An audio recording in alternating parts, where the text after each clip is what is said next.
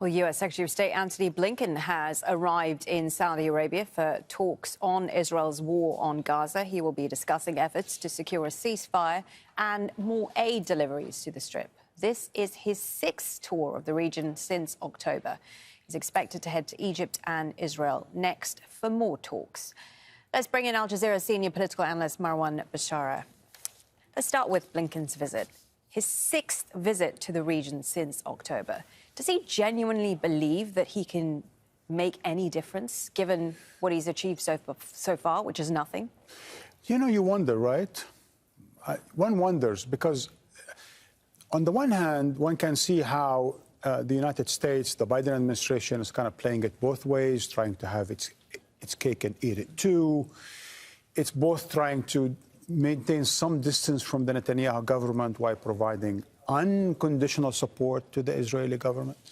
So you can see that they are sort of playing it both ways, and it's important to continue to play the diplomatic card, because that helps deflect from the real tragedy that's unraveling in Gaza.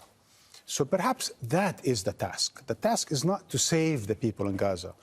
The task is to save the United States from complicity being known as, the verdict being that the United States is complicit in genocide in Gaza. You said deflect, but deflect for who? Because it's really interesting. I get a sense that every time the US tells the Israelis off anything, the worse the situation gets in Gaza. This is the thing, right? So we have here in the studio and inside in the room, in the office, you know, a number of screens. If you watch international media, especially Western media, they're talking about how the Biden administration is trying to boost aid to the poor Palestinians. Then you would watch them, Cameron and BBC saying how wonderful, you know, the UK role is in trying to establish a two-state solution somewhere down the road, while doctors are being killed in Gaza, while children are being killed in Gaza. So you have these Western officials, notably the Americans, continue to talk about stuff, right?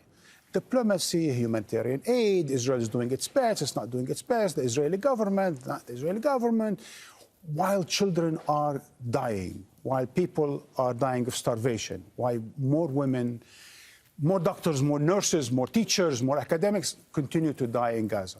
So while the Western media is busy talking about diplomatic this and that, and this initiative and that initiative, and this captive, that captive, we've been busy for 5 months talking about 100+ captives in the hands of Hamas, while every day some 100 people are killed by Israel, if not more, right?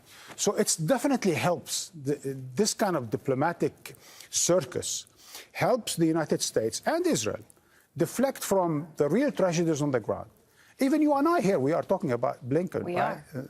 So, but we are smart enough, I hope everyone else could be smart enough to always mention, underline, right, emphasize the fact that while these people are trying to waste our time, in fact, people are dying. Famine is not something at the brink of happening. It has happened. It's a state of famine. As Josep Borrell himself, the EU foreign policy chief, has underlined just the day before yesterday. So, in fact, the tragedy continues to unravel in plain sight. It is on the TV screens. But Western diplomats, basically on behalf of Israel, right, continuously try to defend the Israeli line, repeat the Israeli sound bites on Western TV screens so that the West continues to provide support to Israel while maintaining some kind of a distance from Israel. I also wanted to touch on what's going on at Al-Shifa Hospital. So little information coming out from there. It is, I believe, day 4 of an Israeli raid on the hospital. Marwan, I wonder if we should remind our audience, you know, that this is the first hospital that was raided back in October. Why are the Israelis back here again? And 2014 and 2009, there's a whole memory, right? So this war started, and it's good probably to remind people around the world, our viewers around the world, about how this was supposed to be on top of multi-layer, multi-level Hamas headquarters, right? where all the operation, the world terror, right, was really being designed and engineered from there. Turned out there's nothing, absolutely nothing. Okay, so why what's happening today is worse than what happened back then? And what happened back then was already tragic, awful, criminal, a war crime, and so on and so forth. Because Israel was still working on some assumption that some were, some perhaps convinced of that they could probably find something. They didn't find anything. 5 months later, they continue to attack.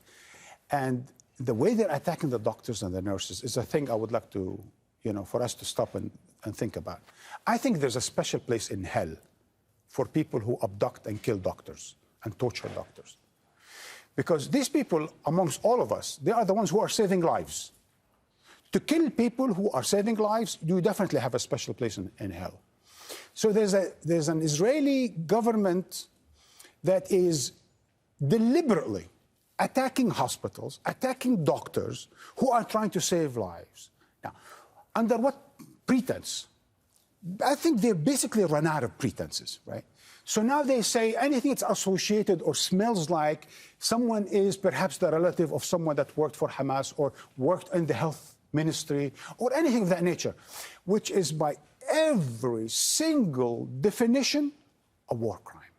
Israel continues to commit war crimes in daylight, right, in plain sight, on TV screens. And what Dr. Mads told us in his own private conversation with people, with doctors in the hospital, which is, I believe, 100% to be trustworthy, underlines the fact that Israel can continue to do that because if you were in Israel's position, the world continues to talk and does nothing. It continues to warn Israel, don't do that, and Israel does it, and nothing happens. Then why shouldn't Israel continue to do what it's doing and run away with it, get away with it, with total impunity? Because the world continues to warn and does absolutely nothing. It's a total betrayal of human rights, of universal values, and of every value of decency that we know of. Al Jazeera's senior political analyst Marwan Bishara, thank you.